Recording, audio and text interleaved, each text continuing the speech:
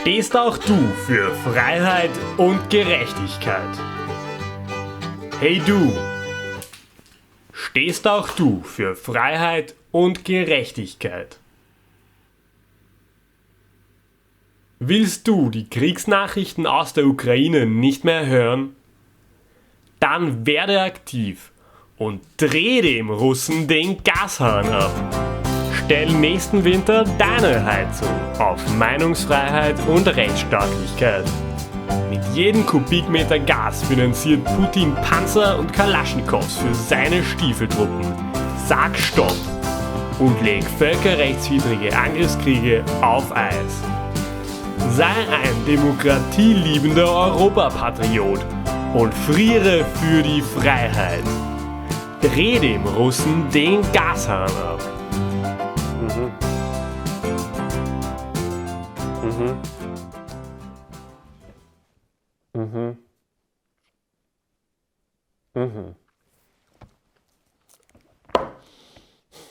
Herrschaften, ich habe gerade einen Anruf aus dem österreichischen Energiesektor bekommen. Herr Douglas, vielen Dank für den Vorschlag, den Sie uns im letzten Video unterbreitet haben, unsere Handelsbeziehungen zu repolitisieren und Gasimporte dadurch zu verringern, dass wir eine Social-Media-Kampagne starten, die den individuellen Konsum senken soll. Aber anscheinend ist es leider nicht so einfach, dem Russen den Gashahn abzudrehen. Aber wenn wir gesponserte Postings auf Facebook schalten? Ich habe eine gute und eine schlechte Nachricht, meine Herrschaften. Den individuellen Verbrauch von Gas zu verringern, wird kein so großes Problem werden, weil es sich viele Haushalte offenbar ohnehin nicht mehr leisten können. Na, und soll das jetzt die gute oder die schlechte Nachricht sein? Problem gelöst! Energiearmut ist Teil des Problems, Generalmajor Blitzkrieg. Denn es gibt energiearme Haushalte, die ein Fünftel ihres Einkommens für Strom und Gas ausgeben müssen. Die haben schon jetzt keine Ahnung, wie sie sich im Winter das Heizen noch leisten sollen. Denn die Preise, die sind schon wegen Corona durch die Decke gegangen, bevor das mit der Ukraine so richtig angefangen hat. Und jetzt wird es erst recht teuer. Und Strom- und Gasrechnungen werden auch für mittlere Einkommen zum Problem. Ich hab da was. Wie wär's, wenn wir Heizkostenzuschüsse für einkommensschwache Familien einerseits massiv aufstocken und auf der anderen Seite die Strommärkte unter eine stärkere öffentliche Kontrolle stellen? Wir könnten die Profite von Energieunternehmen, die bei diesen Preissteigerungen mitschneiden, ordentlich besteuern und vielleicht könnten wir sogar Preisbremsen einführen, damit sich niemand mehr wegen Strom- und Gasrechnungen verschulden muss. Sie verlieren den Faden, Generalmajor Gutmensch.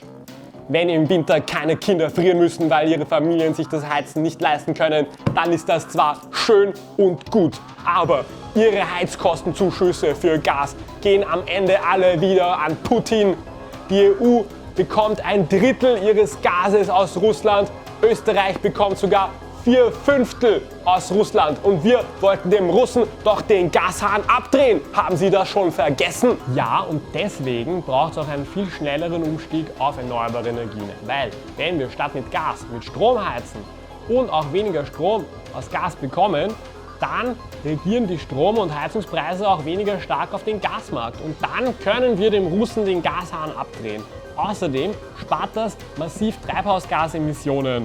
Sie wissen schon, für das Klima, damit die Welt nicht untergeht. Es ist immer das Gleiche mit Ihnen. Klima hier, Klima da. Wir stellen ja eh schon um. Aber was glauben Sie, wie schnell sowas gehen kann? Es könnte jedenfalls deutlich schneller gehen, wenn wir dann noch massiv öffentliche Investitionen reinstecken, statt da Milliarden für irgendwelche Waffen und Panzer und Kampffighter-Jets rauszuballern. Ja, und was ist mit den seltenen Erden? Was soll sein mit den seltenen Erden? Die man für Photovoltaikanlagen und die Magneten in den Windrädern braucht. Aber da sitzen die Chinesen drauf und die wollen das selber verwenden. Das mit dem erneuerbaren Turbo ist nicht so einfach, wie Sie sich das vorstellen, Generalmajor Gutmensch. Genug. Beruhigen Sie sich beide. Es macht keinen Unterschied. Selbst wenn wir morgen alle Haushalte nur mehr mit Strom aus erneuerbaren Quellen versorgen könnten, würde es das Problem nicht lösen. Denn der überwiegende Großteil des Gases wird nicht von den Haushalten verbraucht, sondern von der Industrie. In Österreich zum Beispiel von der Papierindustrie, der chemischen Industrie, der Eisen- und der Stahlindustrie. Und die kann man auch nicht einfach so an die Steckdose anschließen. Denn dort sind so hohe Temperaturen notwendig, dass es einen Träger mit einer hohen Energiedichte braucht. Wie eben Gas. Also bringt es uns gar nichts, wenn wir im Winter unsere einkommensschwächsten Familien erfrieren lassen, weil wir uns in der Industrie so sehr aufs Gas verlassen? Korrekt, Generalmajor Blitzkrieg. Wir verlassen uns so sehr aufs Gas, dass wir das Gas nicht einfach lassen können. Und ein demokratisch hergestelltes, menschenfreundliches und klimaneutrales Gas gibt es nicht. Wir könnten womöglich etwas mehr Gas aus Norwegen importieren, aber längst nicht so viel, wie wir aus Russland bekommen. Und ja, es gibt technisch gesehen die Möglichkeit, Methan aus erneuerbaren Quellen herzustellen. Aber wenn da alles gut läuft und wir die Kapazitäten voll ausbauen, dann können wir immer noch längst nicht so viel davon herstellen, wie wir benötigen würden.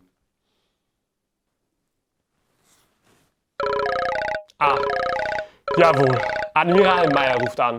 Sicherlich hat er eine Lösung für unsere Situation bereit.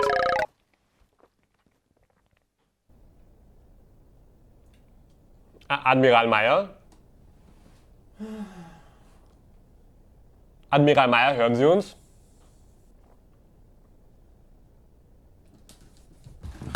Admiral Meyer?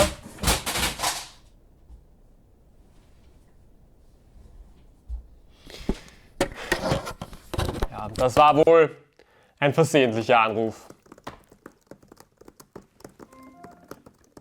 Was jetzt? Ich hab's gleich. Nur ob ich das richtig habe. Unser Energieversorgungssystem und insbesondere unsere Industrie bauen darauf auf, dass sie einem autoritären Regime Unsummen an Geld zuschieben, mit dem es seine Angriffskriege finanzieren kann. Und wir könnten aus dem Gas nicht mal aussteigen, wenn wir wollen würden. Was wir wollen, ist gleichzeitig nicht entscheidend, weil die Gasmärkte verrückt spielen und wir spätestens für nächsten Winter auf eine große Gasknappheit zusteuern könnten. Korrekt, Generalmajor Gutmensch. Na und was machen wir jetzt? Wir machen aus der Not eine Tugend. Wir haben das Problem die ganze Zeit von der falschen Seite betrachtet, nämlich von der Angebotsseite. Aber was ist, wenn wir bei der Nachfrageseite ansetzen? Das haben Sie schon im letzten Video gesagt. Haben Sie überhaupt nicht aufgepasst, was der Übergeneral erklärt hat? Haushalte sind nur für einen kleinen Teil des Gasverbrauchs verantwortlich. Sie können Instagrammen und kalt duschen, so viel Sie wollen. Das wird dem Russen den Gashahn nicht abdrehen. Vergessen Sie, was ich im letzten Video gesagt habe. Ich habe diesen Bullshit von der individuellen Konsumverantwortung nur deswegen ausgepackt, weil ich dachte, wir reden hier nicht über ernsthafte wirtschaftspolitische Kurskorrekturen. Ja, aber natürlich wollen wir über ernsthafte wirtschaftspolitische Kurskorrekturen reden. Der Gasverbrauch allein in Österreich hat sich seit den 70er Jahren vervierfacht. Hauptsächlich wegen der Industrie. Und seien wir uns ehrlich, uns war doch allen klar, dass das nicht für immer so weitergehen konnte. Wie wäre es also, wenn wir weniger produzieren?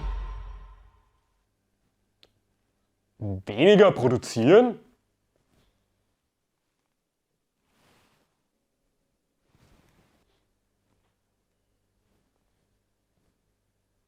Geht das?